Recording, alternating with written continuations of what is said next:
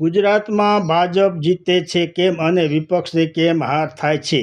આનું વિશ્લેષણ માટે આપ અને કોંગ્રેસની અલગ અલગ સભાઓ મળી, પરંતુ આ ભાજપ જીતે છે કેમ? કેમ કે આપણે અહીં 60થી 65% મતદાન થાય છે, તેમાં 30થી 35% તો ભાજપના મતદારો જ છે.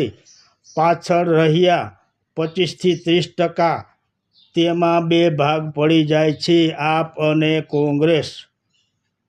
અને જે પાછળના 40% મતદારો મતદાન કરવા નથી આવતા, શા માટે?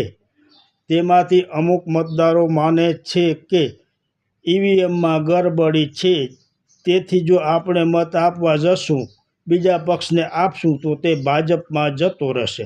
અને અમુક લોકો એમ માને છે કે આપણે કદાચ વિપક્ષને ચૂંટી લાવીએ તો તે પણ જીતીને પાછા ભાજપ સાથે ભળી જશે. માટે આ 35થી 40% મતદારો મતદાન કરવા આવતા જ નથી. તેથી જો વિપક્ષોએ હવે આ 35થી 40%ને મતદાન મથક સુધી લઈ આવવા જરૂરી છે. આ મતદારોનો વિશ્વાસ કેળવી તેમને મતદાન મથક સુધી લઈ આવવા, તો કદાચ આ વિપરીત પરિણામ આવે. બાકી બંને અલગ અલગ ચૂંટણી લડે છે, આપ અને કોંગ્રેસ, તેથી તેના ભાગલા પડી જાય છે. માટે ભાજપ જીતે છે.